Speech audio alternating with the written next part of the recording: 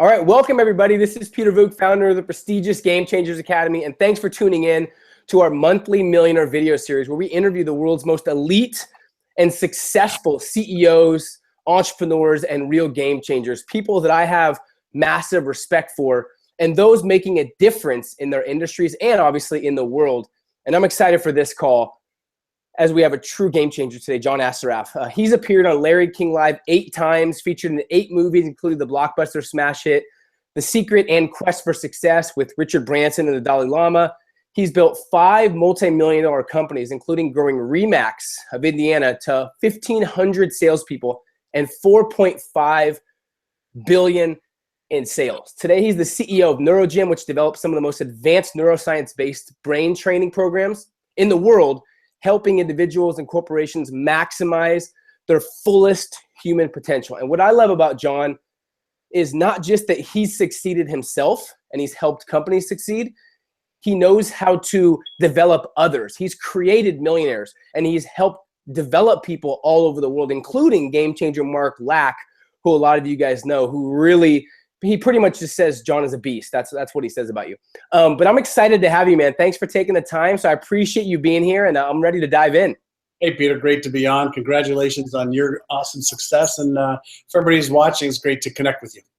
I appreciate it. So we'll talk a little bit about the backstory, but I just want to dive in because this is a pretty powerful kind of from where you are to where you've been to where you are now.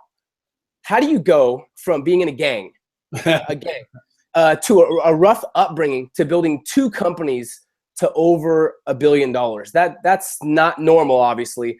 What was the tipping point? Can you take us back to those days and where the maybe the aha moment was for you?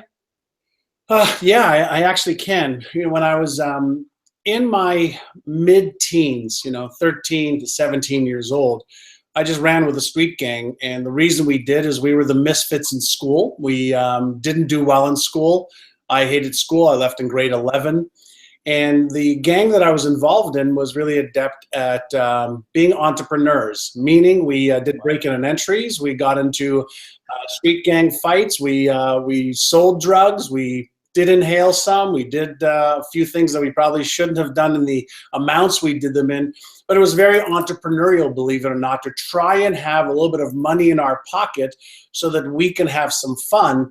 And the common denominator between all of us is we didn't do well in school and our parents didn't have enough money on a consistent basis to do anything fun or exciting. So we felt less than everybody else.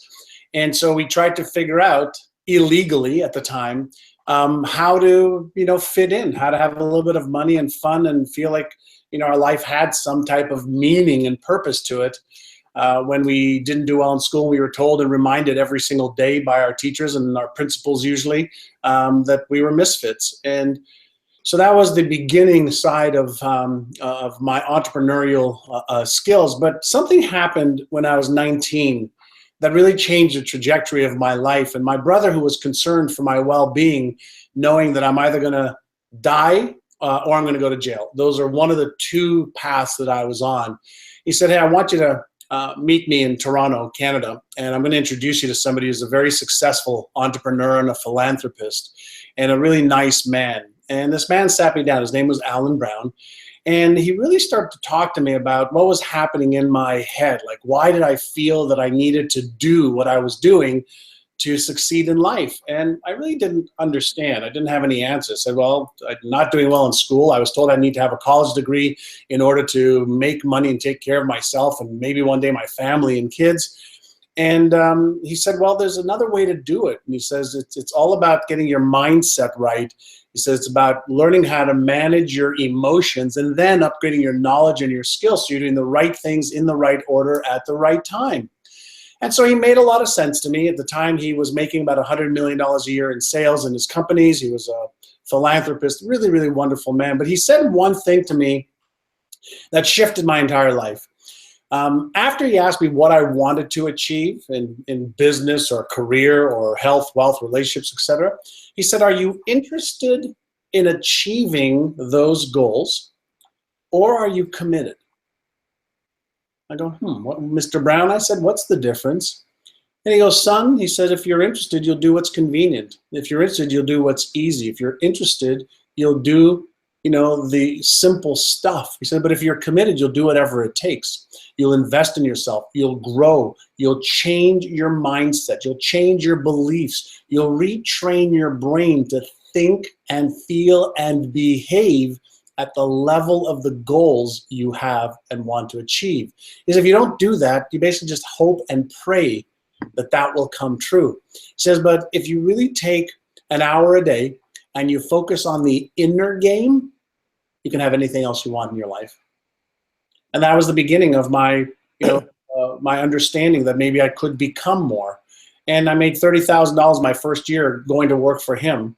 And then by training my brain every day, I made, when I was 20 years old, $151,000 a year. And then I went and traveled around the world for 14 months. And when I came back, I started making between $250 and $1 million a year in my 20s.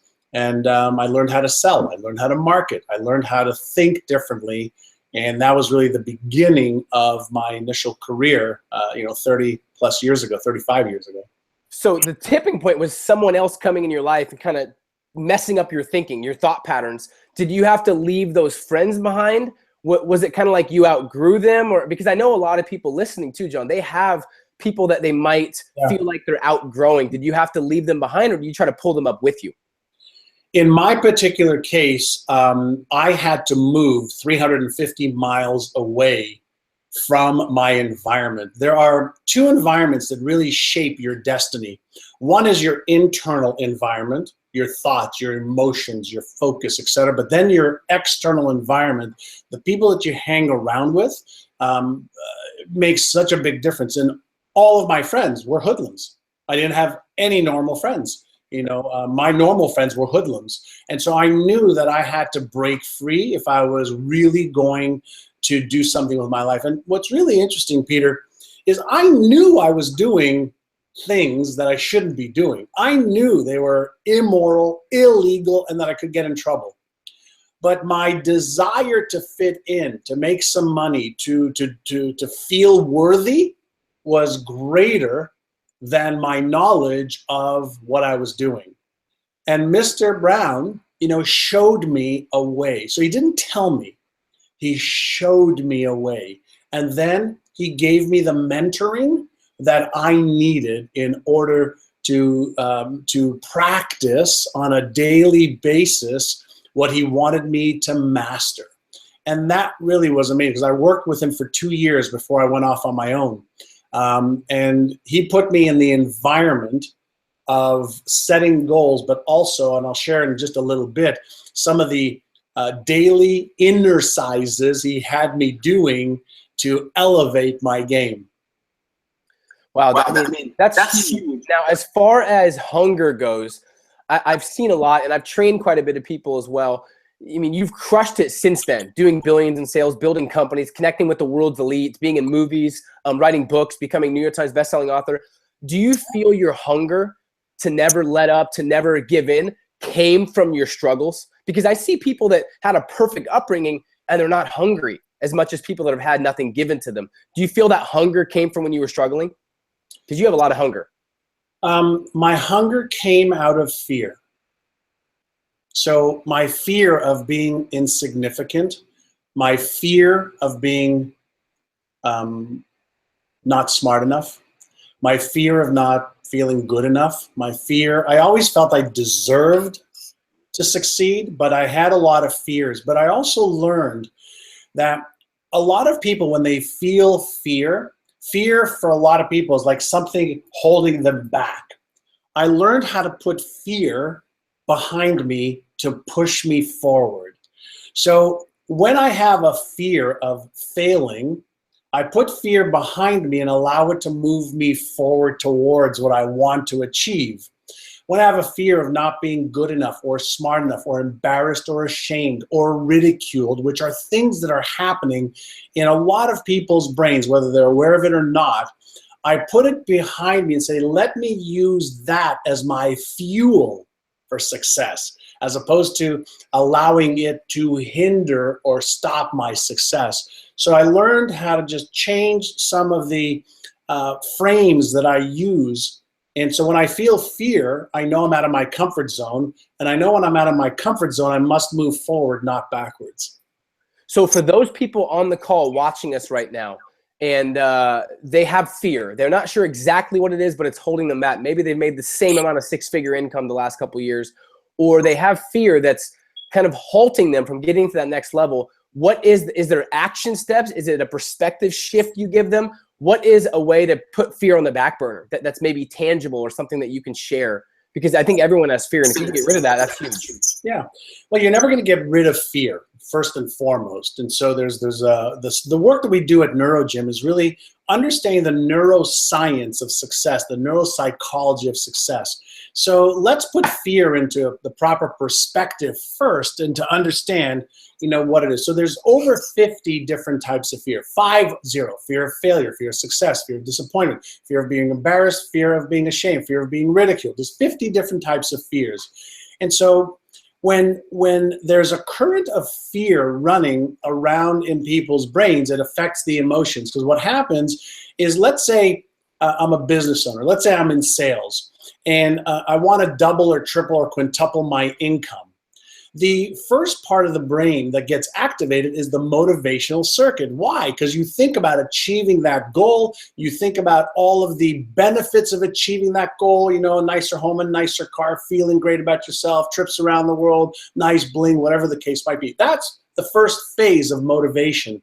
But our brain is not designed only for motivation. It's designed for safety first. So what does that mean? It means that as you're setting a goal to achieve 2, 3, 4, 5, 10x your revenue, and you are excited about it, there's two chemicals that are released in the brain. Number one is dopamine, the feel-good chemical, and if you share it with your friends, then oxytocin's released, creates that bond in the brain that makes you feel like, oh my God, I'm going to do this. Yeah, this is the time I'm going to really go for it. But right after that happens, there is the fear circuit lights up. Why does it light up? Because as soon as you get out of your current comfort zone, another trigger in the brain kicks in right away and says, hold on, if you really go for it and you get emotionally hurt, financially hurt, physically hurt, spiritually hurt, that's not going to feel good. So the brake automatically goes on because the fear circuit has just kicked in. So what happens to most people is the emotions that are happening underneath their level of awareness is what's actually driving their behavior. And so one of the keys, and one of the things we teach people is to remember that there are mechanics that are happening in the brain. There's a process happening in the brain. Motivation is almost always followed by some unpleasant emotion. Motivation's almost always followed by some pleasant emotion. And that unpleasant emotion is going to be that fear circuit kicking in saying, what if you fail? What if you succeed and then fail? What if you try your best and you disappoint yourself or your loved ones? What if you try your best and you're embarrassed? And so that's a circuit that's happening in the brain. And the key to understand is, number one, it's normal. It's the way the system works. Now, the key is to learn that this is how the system works. And now the question is, so good, when I am procrastinating, why am I doing that? When I really do well and I start sabotaging my success, what's causing that? When, I don't take action because I'm afraid, because I'm aware of it, what should I be doing? And the answer is you do something called the flip-flop method. And what's the flip-flop method? Number one is you become aware of your goal and you look at that. And then you become aware of what are the conscious fears that I know I have. I'm not smart enough, not good enough, not worthy, not skilled. I don't have the knowledge, I don't have the resources, I don't have the tools. Those are all real, viable, potential downfalls of our success. And so you take a look at both of them, and we know that you can only focus on one thing at a time. When you're focusing on what may go wrong over and over and over again, you're self-perpetuating a neural circuit in the brain that squashes motivation and causes procrastination. And so the key for a lot of smart entrepreneurs is they recognize the fear, they recognize the unpleasant emotion, and they put it behind them so they move forward anyway towards their goals and dreams. That's part of the behavioral side of it. But the other side of it is to use something called mental rehearsal around obstacles. And what does that mean? Well, we know that when you have a vision for what you want to achieve and you're motivated for it, that's great. That's awesome. But we also know that when you are aware of what the mental or emotional or strategical obstacle is that may be in your way, and you actually see yourself overcoming it in your mind, in the occipital lobe of the brain, your brain will actually start to develop the strategies and the tactics to make that a reality in your physical world. And so the awareness of, do you feel like you're not smart enough or not good enough or not worthy, or you're afraid of failure or success? Let's say you go, yeah, I've got 2 or 3 of those. Mentally rehearse getting over them over and over and over and over again, just like a rapper would practice his or her, song and lyrics. You practice and rehearse a new song and new lyrics of your success in overcoming your obstacles. And that's an amazing tool to give your brain the mental strength you need to overcome any of the fears or doubts that you may have. That's amazing. And I'm thinking in my head, a lot of things that I've succeeded in, I've done something similar, where if I'm playing what's going to go wrong or whatever I focus on, I feel multiplies. Have you seen that? Whatever you focus on gets bigger. So you're saying be aware of both, but focus on what's going to actually help you succeed. This is game changing for people that really can conceptualize this as well. Well, I want to just touch on what you just said. What you focus on multiply.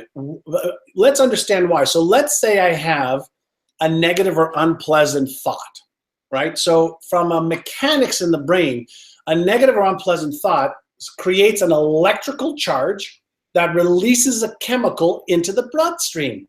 You feel that. That's what a feeling is the awareness, okay, of something happening within my body. So if you have a negative thought or a negative emotion, and that chemical is released in your brain and you keep thinking about it, you just keep repeating that pattern of the electrical and chemical that's being released in your brain. What happens over time, if you do this over and over and over again, then you actually create an automatic pattern that happens to run without you even thinking about it, and that becomes your new default. And so the reason you want to be aware of your patterns is to know which ones you want to accelerate and create into a habit versus the ones that you don't want to. Here's the truth in business.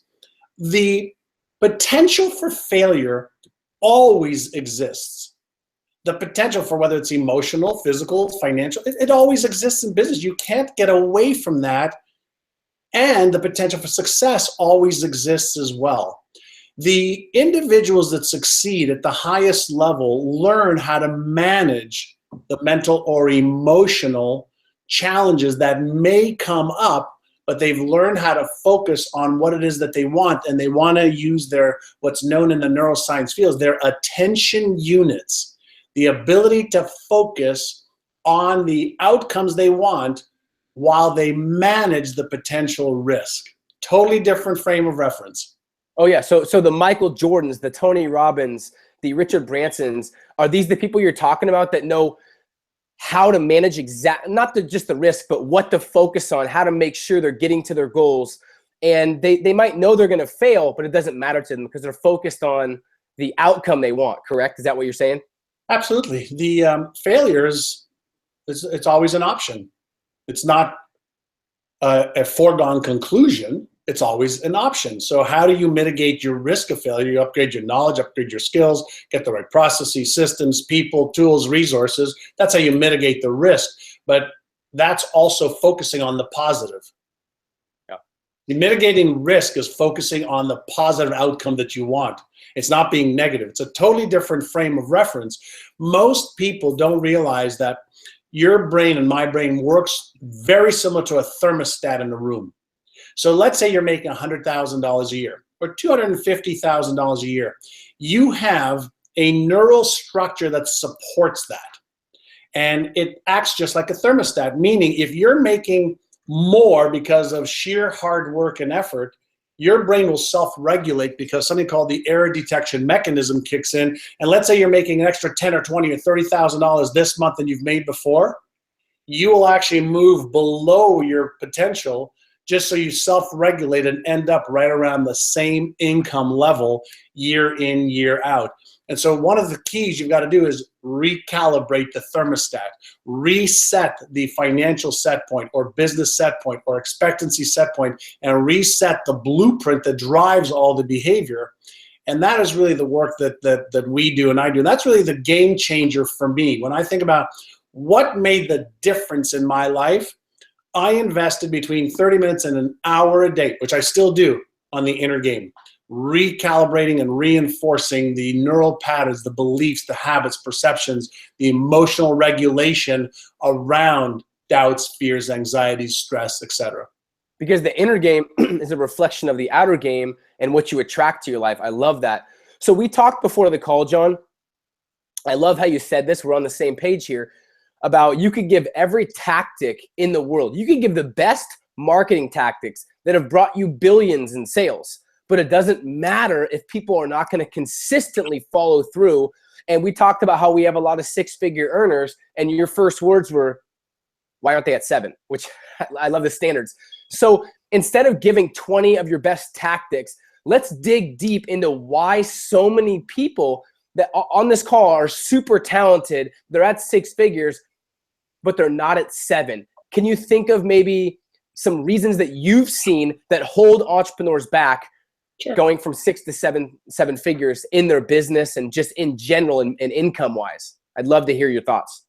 Sure. So if you think about, everybody finish this sentence. We are all creatures of habit. Habits are thought habits, emotional habits, and behavioral habits.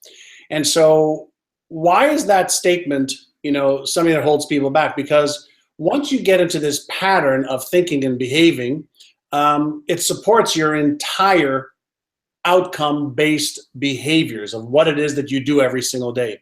In order to get from 6 figures to 7, you have to start thinking at the level of the game that you want to play at. And so if you are, thinking about how to make $10,000 a month or $20,000 a month or $30,000 a month, then you're not thinking about how to make $100,000 a month. And you're not thinking about what does my mindset need to be like? What does my emotional management need to be like? What should I be doing at 7 o'clock in the morning or 8 o'clock or 9 o'clock or 10? Because somebody who's making $1 million a year is not thinking, feeling, and doing the same thing that somebody who's making $100,000 a year is. And so the question is, how do you get yourself from where you are to that next level of the game? And so first and foremost, you have to start creating through a process that we call cognitive priming. You've got to prime your brain to create a brand new vision for where you're going to be so that it can pull you towards that. So how do you do that? When I was 20 years old, 19 to 20 years old, every day I would have my goals that were written out. And there's a lot of research that shows that if you just write your goals down specifically and review them for 3 to 5 minutes a day, you're 42% more likely to achieve them because you're starting to prime your brain on what you want it to focus on and achieve. But what I used to do every day, and I still do it now, is I have my goals on my goal sheet. When I was 19 years old, my mentor said to me, read your goals and put your finger across your goals every single day so that you're seeing it, you're hearing yourself read it, you're touching it, so you're sending an electrical signal to your brain, and you're creating a brand new image in the non-conscious part of your brain, which is the power center of your brain.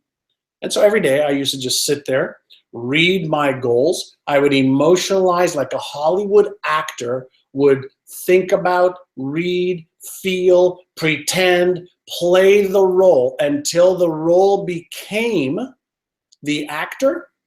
I would do that for the level of success that I wanted to achieve. So initially, I wanted to make $50,000 my first year. I ended up making 31. I wanted to make $100,000 my second year. I made 151. And I can attribute the fact that I was priming my brain every day to the level that I wanted to play at. And then I said, great, what knowledge do I need to acquire? What skill do I need to acquire? What are the strategies and the tactics that I needed? Who are the people that I needed to help me and to support my growth? And I created the internal environment and the external environment to support the new level of success that I wanted to achieve.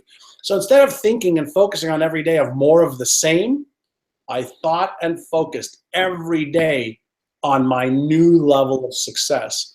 And once I realized that I was only limited by my thinking and my ability to regulate my emotions to overcome the fears that every new level takes you to, I knew that the knowledge and the skills were available. Listen, you want to grow a business to $1 billion? It's already been done. You want to get mega healthy? We already know how to do that. You want to have a great relationship? We know the process for that. You want to, be more spiritual, connect more to the source? We already know how to do that. You want to, put a rocket ship on Mars? We know how to do that. The easiest part of our equation is how to. There's more fucking how to than you would ever use in a lifetime.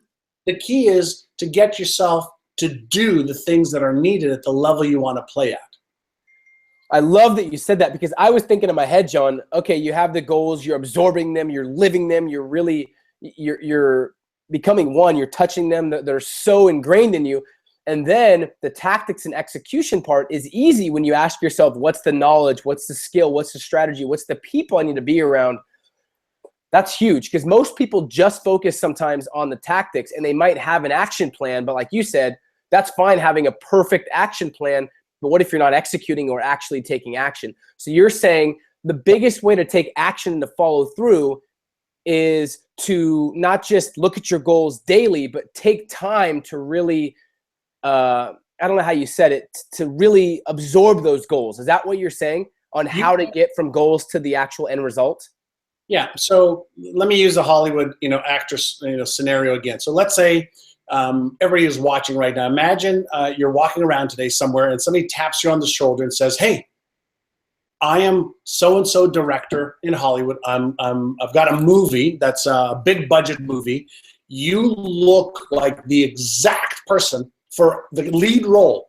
And would you be interested in reading the script? And if it resonates with you, and you can act, and we'll teach you how to do that, we're going to give you $10 million to play that role." You'd probably go, "Holy shit, wow, Hollywood movie, big budget, with 2 or 3 of my favorite actors or actresses. Shit, yeah, I want to do that."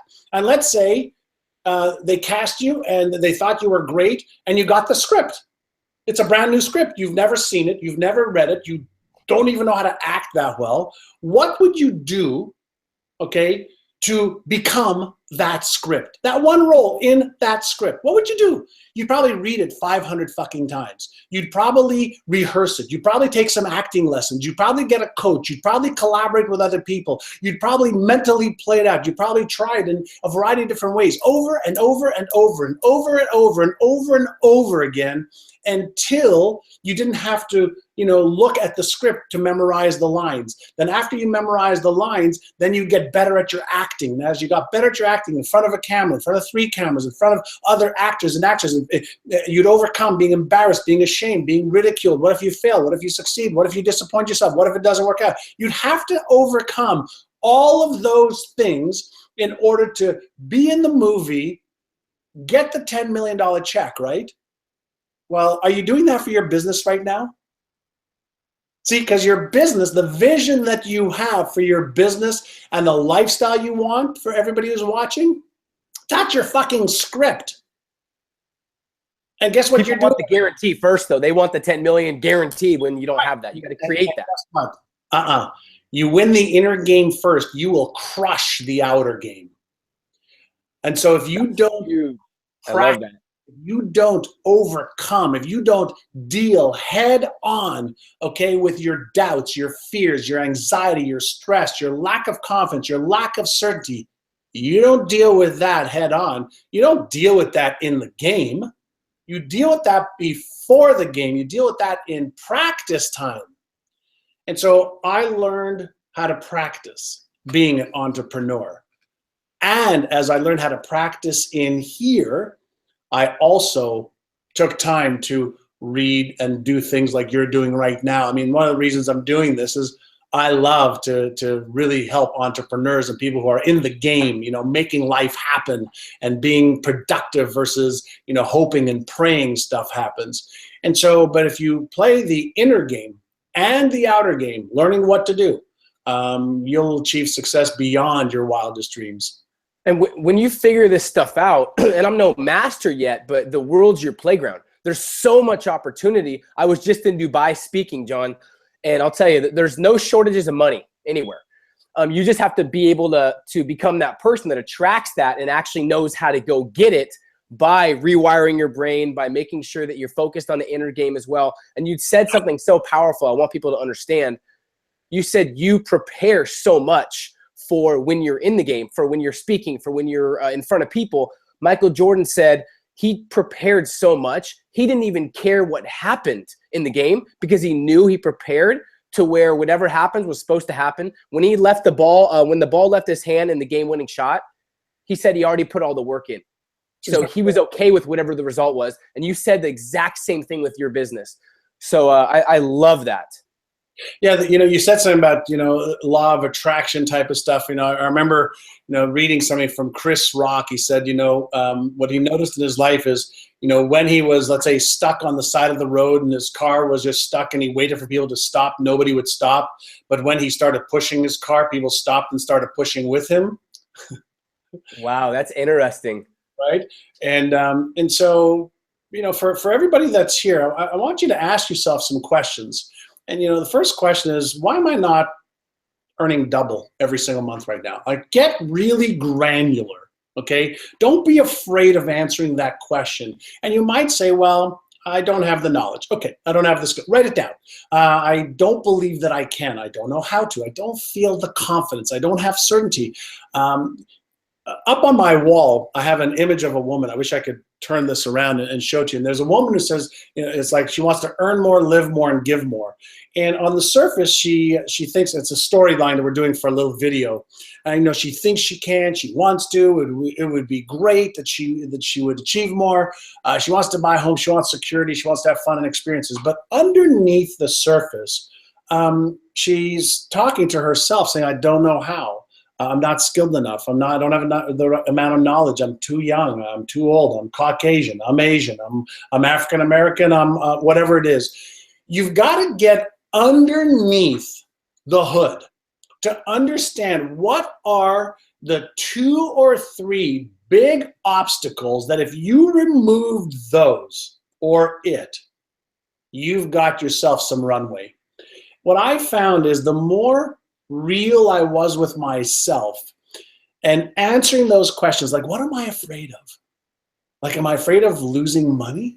Am I afraid of failing because my parents will be embarrassed, or people will feel, or that I will admit that I really am not smart enough, and my fear when I was in school is going to be a reality?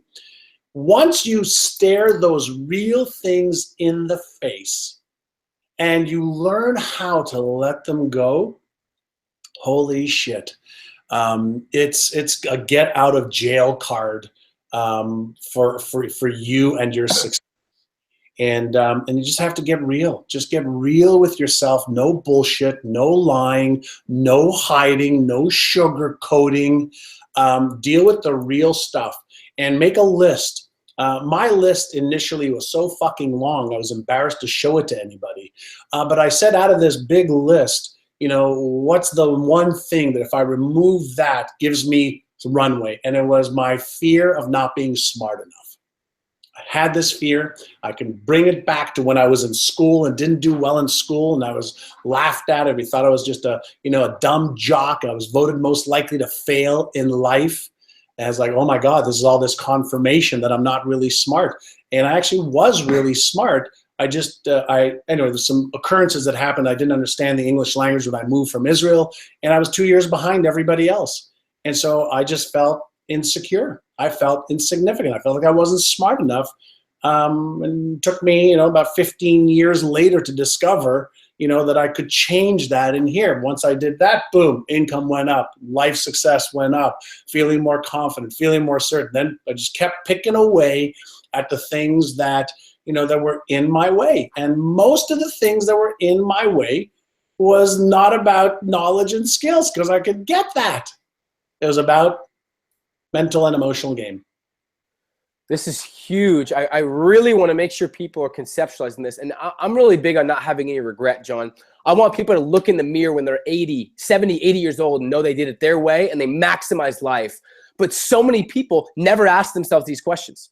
They're never aware. They're doing the same shit every single day, every week, every month, every year. So for these game changers, this is a huge way to not have regret, because you're maximizing what you're doing and you're playing life at a level 10 because you're getting rid of your fears and doubts and replacing it with confidence and certainty as well. So, man, thinking about this logically, if our society understood these things, that would be a game changer. Sadly, that probably won't happen. Well, it will happen, because that's why I started NeuroGym. There we go. I love it. NeuroGym is all about helping people really get to the underlying cause of their insecurities or fears or doubts or stress. I mean, if you think about, stress doesn't just hurt you, physically or emotionally.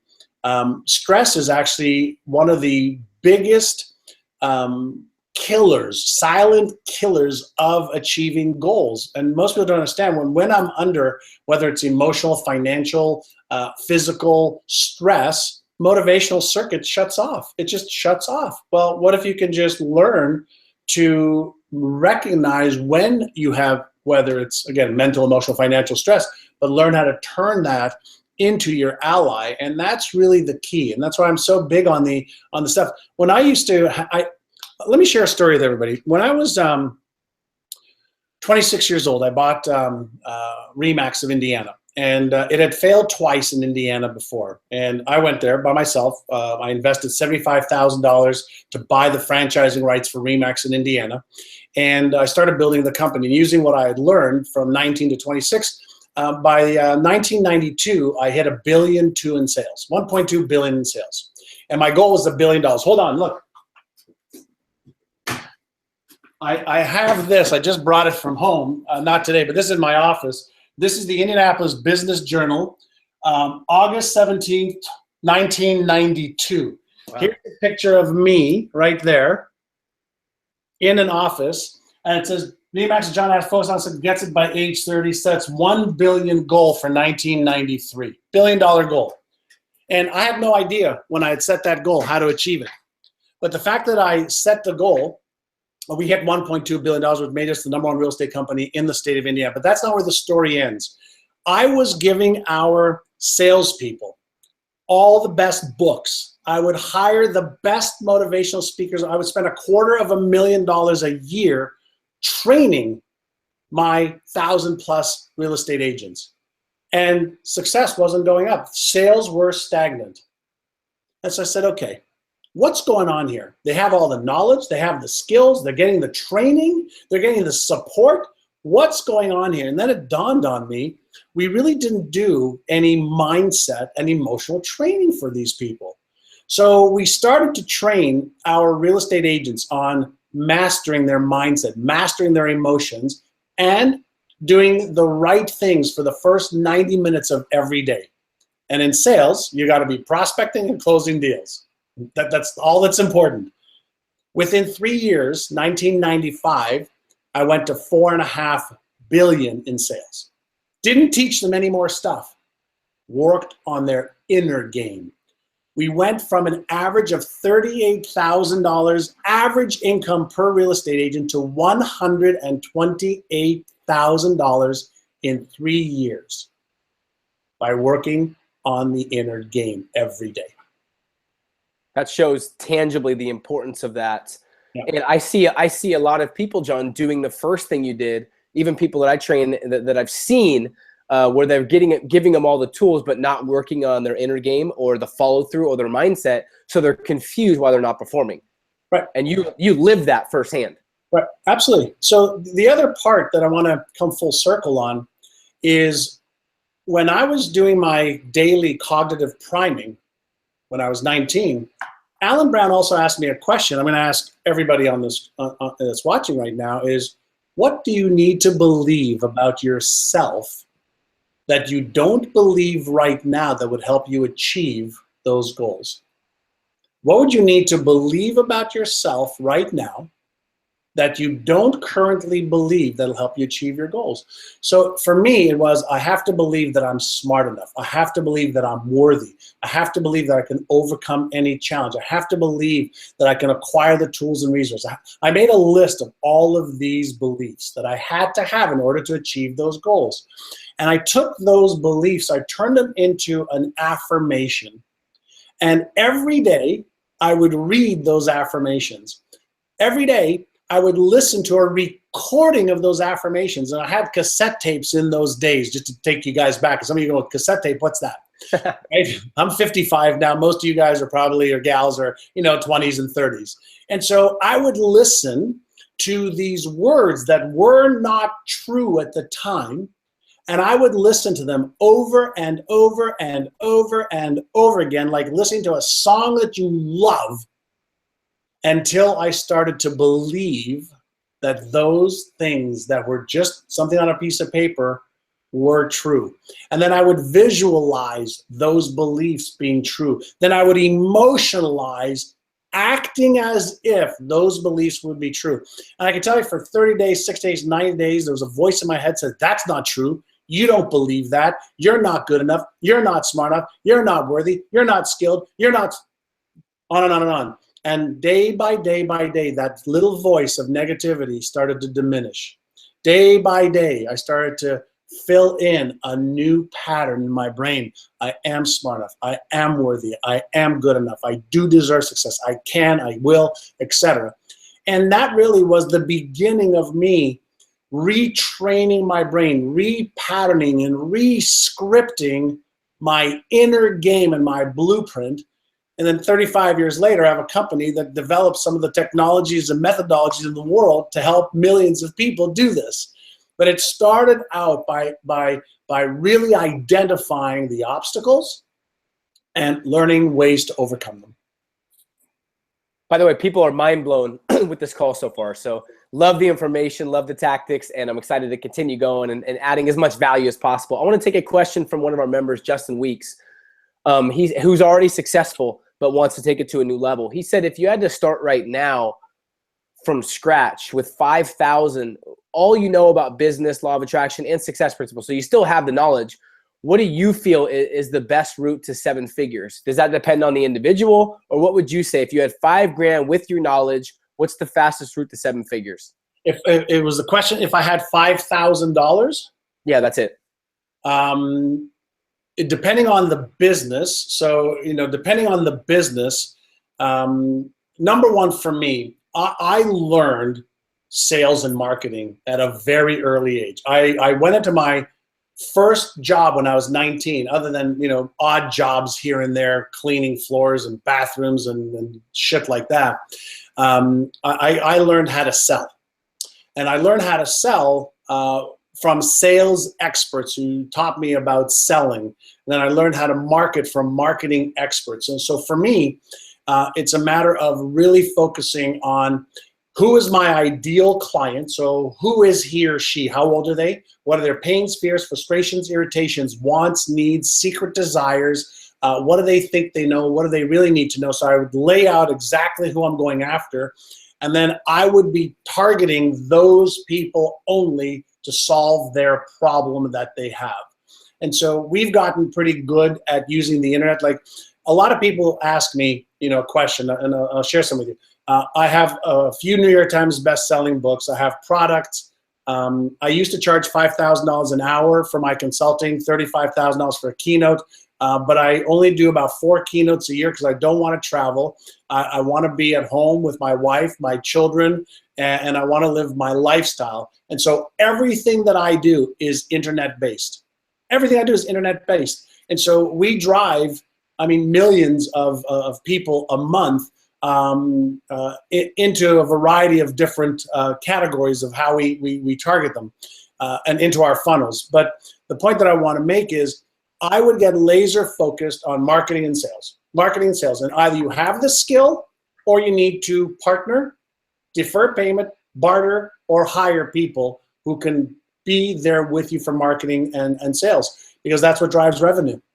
And so if you don't know how to do that, you have to make sure that that becomes part of your arsenal on your team. And even with $5,000, not everybody needs to get paid. They can get paid, out of proceeds that come from marketing and sales. And so everything's got to be around marketing and sales if you have a business. That's the oxygen for your business. But you have to organize it in a way where you're not wasting time.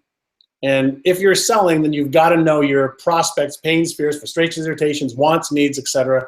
And all of this, by the way, is in my book, The Answer, for anybody who really wants to dive into the mindset and business growth. And like I emailed you guys, I would strongly recommend buying his books. They're on Amazon. I put the link in your email and on the Facebook group as well. I would strongly recommend checking those out. Here's another one, more on networking. And then I want to dive into marketing and sales, because I realized too early on, John, that a lot of people are focused so much on the doing, on the product, on creating something. They say, I have this product that changes the game, but they don't have a focus on marketing at all. You know what I mean? So I realized that you got to spend a lot of time on marketing, because most people don't these days. Well, they should, but they don't. Yeah, in business, Peter, as you know, there's multiple hats, right? There's the marketing hat, there's the sales hat, there's the management hat, there's the systems and processes hat, there's a lot of different hats, and not everybody is good at sales or marketing. And so one of the first things you got to really understand is, think of yourself as a player, on a team, right? And so business is a team sport. And so are you the quarterback, or are you the running back, or are you the defensive lineman? Like, which role are you supposed to play?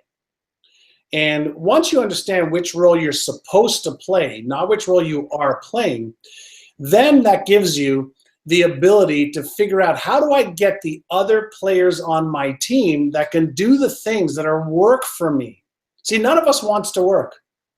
Okay, we don't mind doing what we love, but none of us wants to work. And so the faster you can have people do things, one of the best lessons I learned 3 years ago was, hire people who play at things you have to work at. Hire people who play at things you have to work at. If you can't hire them, barter with them. If you can't barter with them, partner with them. If you can't partner with them, defer payment to them. But stop trying to do the things that you are not good at, unless you really want to get better at it, because it's a passion of yours.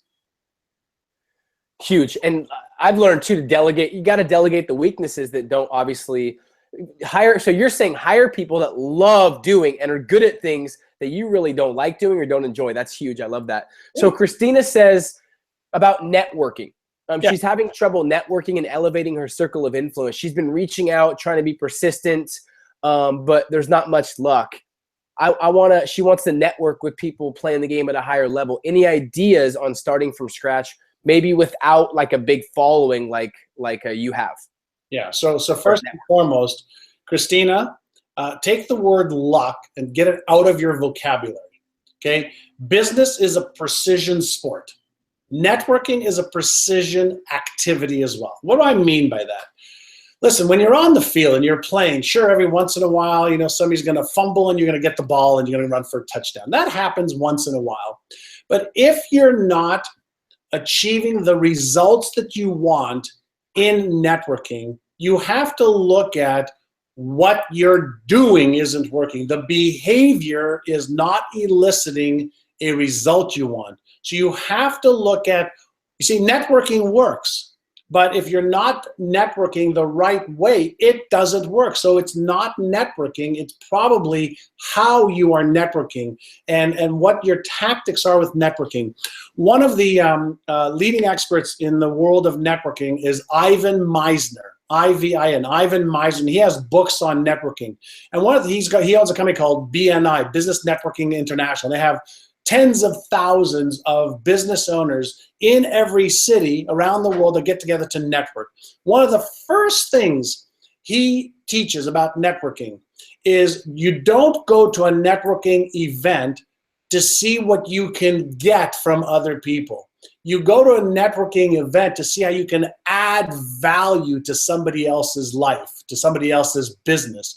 And so if you went to a networking event, if you were at a party and you were in a sincere discussion with somebody about what it is they do, what their hobbies are, what they like, what they dislike, and you asked a simple question, what help do you need right now to help you move your cause, your business forward? How can I use my contact, my influences, my abilities, my skills to help you?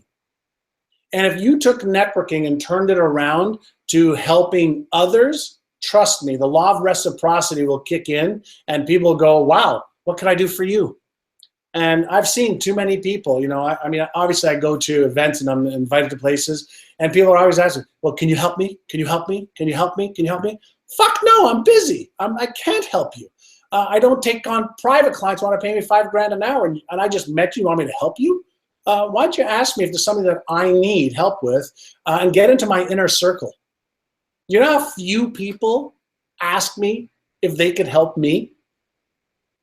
It's like mind-boggling to me. I can open up doors of biblical proportions to most people, and most people are like, hey, can you mentor me? Hey, can you help me? Hey, can you give me this? Hey, like, no, I can't. Sorry, I just don't have time. I've got my goals so laid out that I don't have time to focus on your goals. Oh, that's huge. I get the same thing. And you've created a little prodigy in Mark Lack because he's the king at adding value to people without asking for anything. So I know you've taught him well, and he lives and dies by some of your philosophy. So that's great to see someone at that age that really is a giver. He will go up to people and say, hey, I want to give value to you. I don't want anything. And that's why he's been able to network with some of the world's most elite performers at 25, 26. Yeah. And while he's doing that, he's upgrading his knowledge, upgrading his skills, upgrading his value, changing his identity and his expectancy set point. He's doing the inner work and the outer work. And that's really how it's won. I mean, that's the way the game works is you've got to build trust and rapport with people first. And after you've built the trust and rapport with people, then it's so easy to say, hey, can you help me with this? Because you've already helped them. You've already developed the relationship capital. And once you have relationship capital, then you can cash it in when you need it. Huge. I love that. I want to make sure people conceptualize that too. So one more question from a member, and I think a lot of people have had similar questions. His question is how to choose what to go all in on or the right idea. He has some great things happening in his life, but he said most of them need babysitting or they may disappear and obviously not do well. How do you choose where to focus your time? Is it based on your values, your end result, what makes the most money? How does he know what to go all in on when maybe he has 4 things making money? Great question. So there's a couple of thoughts that Name's Casey, by the way. Casey? Hey, Casey. So a couple of thoughts came to my mind first and foremost. And number one was around goal setting. And then the other part I'll cover how do you focus on what you want. So when I was in my early 20s, I was afraid to set big goals. And one of my other mentors, who was a very successful businessman, he says, don't ask yourself if you are worthy of having those big goals. Ask yourself whether those big goals are worthy of your life.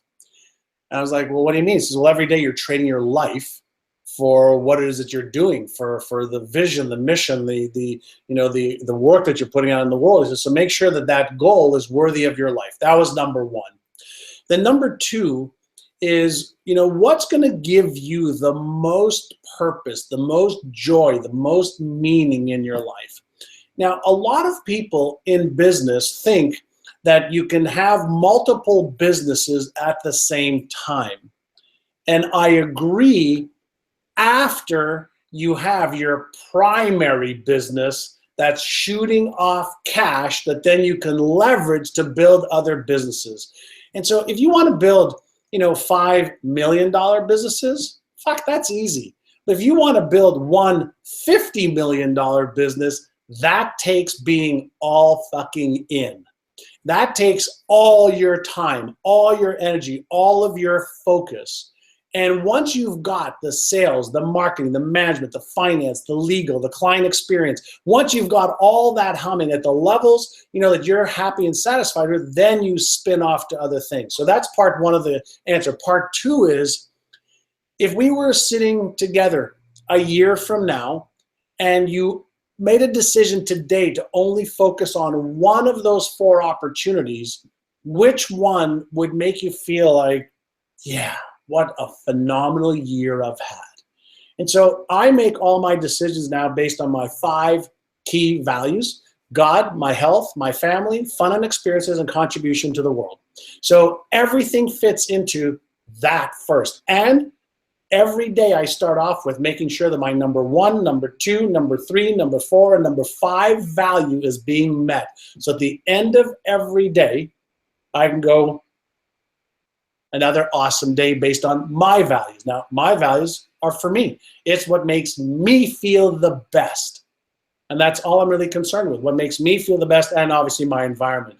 And so when you have, diffusion of energy on 4 or 5 different things, unless you have the manpower and the financial power to grow them through your orchestration, nothing gets built at the highest level that it can get built. And I always make decisions on what level of the game do I want to play at: kindergarten, grade school, high school, university, or pro. And so one of my themes for 2000, for the next 12 months, which has been the last one, is do less, better to completion at the pro level. Do less, better to completion at the pro level. Why? Well, at the pro level of sports, you're crushing it. At the pro level of music, you're crushing it. The pro level of anything, you're crushing it. And it takes an enormous amount of mental, emotional, and physical energy to play at the pro level of anything. I don't want to play anything, 0 at the grade school, high school, or university level. That's not what I'm built for. I'm built to play at the pro level, and that's what I focus on. Casey, you just got a very detailed, amazing answer. So, John, I want to dive into just real quick sales and marketing. Then we'll end there. You've spent quite a bit on marketing. You've spent well over 7 figures on marketing and sales. I don't want to know all your lessons. Say it again. I spend that every month. There we go. I love it. So I don't want to know your best, like all 10 lessons, 30 lessons. What are the must-knows about marketing, or something that they can take away from this call and really have the right conception of how to use marketing to grow their business to 7, 8, 9 figures? What's maybe your top 1 or 2 lessons, or areas that you see entrepreneurs mess up over and over again when it comes to marketing? Can you answer that? So number 1, I find most entrepreneurs do flea marketing. What's flea marketing? They have their products or services on this table, and they hope people walk by and pick up. Oh, maybe I need that. That's flea marketing. I learned many, many years ago a very, very valuable lesson. And I'll share with everybody how I went from 30,000 when I was 19 to 151,000 when I was 20. When I got into sales, I was taught to pick up the phone, and I was given a phone book and get on the phone. I was given a script that I memorized, that I read first then memorized. I said, "Hi, this is John Assaraf with Allen Brown Real Estate. We have somebody who's looking to buy a home in your neighborhood. Are you interested in making a move?" If they said yes, I had an answer. If they said no, I had an answer. And so I was just cold calling, just people on the streets next to our offices. That was lesson number 1, is get on the phone, call as many people as you can. 1 or 2 or 3 will say, "Yeah, I'm actually thinking about buying or selling a home." Step number 2, go after people who already raised their hand that said they want to sell their home. Well, how do you find that out? Well, every day in the newspaper, there are ads of people trying to sell their homes privately. So I learned a brand new script from a pro on how to convert for sale by owners, people trying to sell their home privately, into listing their homes with me. So I went from cold calling to targeting, right? And so once I targeted, I was able to eliminate the 9 out of 10 people that said, "No, I'm not interested in buying a home. No, I'm not interested in selling a home." I went to targeting. So lesson number 1 in marketing is not everybody needs what you have. But right now, as we're on this call, there is somebody who needs your product or service. And if you are not somehow in front of them with an ad, a video, an article, a phone call, somehow your competitor is. And they're going to go there. So the question you ask is, do you know who right now has a bleeding neck, right? They're bleeding. They have to have your product or your service to help them eliminate, get rid of the pain, the fear, the frustration, the irritation that they have, or that you have a solution to what they want or need. That's what you have to focus on, is who is my precise avatar and buyer? Where are they? Get your message in front of them. And the beautiful thing about the world we live in right now is, you know, if you have a left-handed golf club for a 6'5" woman with blonde hair and blue eyes, there's a way to find and target her specifically, so you don't talk to any 5'3" brown-haired, blue-eyed women. You target and you focus on exactly who is the person that right now needs what you have. That's the 3%. The next layer is the 17%, and that's the people who may, in the next month or 2 or 3 or 4, need what you want or have, and you focus on educating them and putting them into your sales process. I've seen a lot of people flea market, so if they can really take that knowledge and execute it in their business, they're going to see their game change, because I've seen the game change when you really target market on people that need your stuff and you're really solving a problem they care about. So thank you, John. I want to really appreciate you for taking the time. And we have a lot of entrepreneurs that really want to be game changers, that want to shift this culture, that want to make a difference. And they already have. We have 19, 20-year-olds making 100, 200, 300 grand, but they want to make a bigger impact. So is there one thing you can share as you leave that they can do right away, not tomorrow, not next week, right away, that can really make sure they're on the right path to exponential growth in their business and for their influence as well? What's the one thing you can tell them that maybe you share with your one-on-one clients that they can do right away to maximize the next 6 months? Sure. So first and foremost is it's something we call daily innercising. And so what's daily innercising? Well, same as exercise. You do your exercise for your body. Daily innercise. Practice the inner game every single day. Start off with 5 minutes in the morning and 5 minutes before you go to bed. What does the 5 minutes look like? Well, you have your goals in front of you. You read them. You see yourself at that goal. You see yourself overcoming any of the obstacles that are currently in your way, and you prime your brain when you first wake up and just before bed. Write it down, laminate it, put it into different locations so you're never away from it. Develop the habit of training your brain like you would train your biceps, or you train your cardio, or you train your legs. You train your brain to play at that level of the game every single day. And I guarantee you, your behaviors will follow. Why? As soon as you do that, you're going to activate a part of the brain called the nucleus accumbens. The nucleus accumbens is the motivational circuit in the brain that actually activates the left prefrontal cortex. This is the part of your brain, the Einstein part of your brain, that'll help you figure out how to achieve the goal, versus the right prefrontal cortex, which is the Frankenstein part of your brain that wants to keep you stuck in your current level of success. You guys heard it from the man, the myth, the legend. And John, they want to, if they want to get a hold of you, they're already going to Amazon, buying your book. MyNeuroGym.com has a lot of, I'm assuming, I mean, I've seen some of your stuff. I'm assuming you have some amazing free content out there.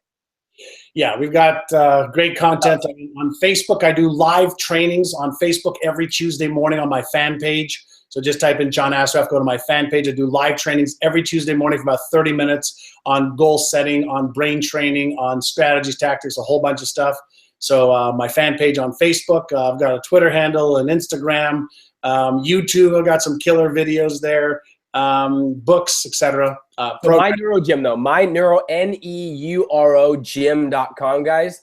There's a training there you can watch, and then of course his Facebook Live. But add him on Instagram and Twitter, and let him know how you like the call. But John, I have massive respect for the legacy you've built, and for really creating a lifestyle on your terms based on your values.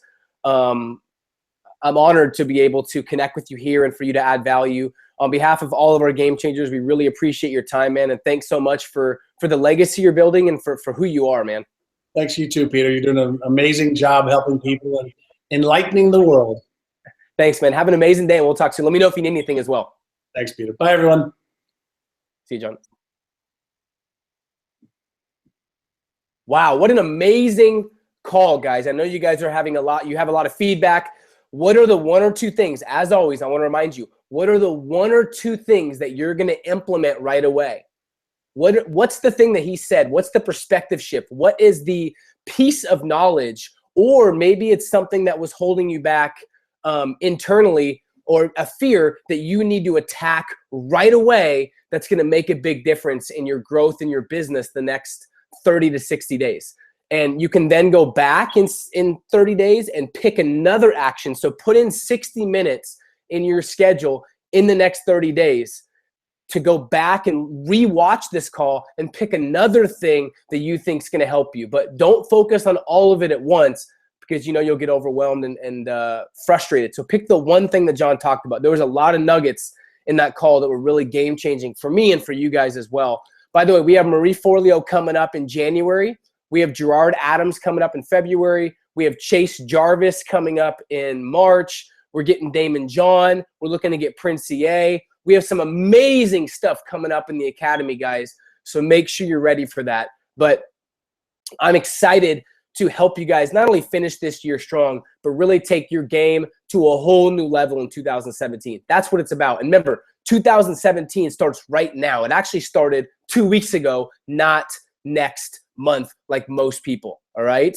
How you treat this month is how next month goes, all right? So thanks again for being part of this academy. I appreciate you. I want to let you know we do continuously have some amazing speakers coming up every single month. And I want you to think and act like a game changer from here on out. And I want you guys to continue playing the game at a level 10. I appreciate you guys. Have an amazing day, and we'll talk soon.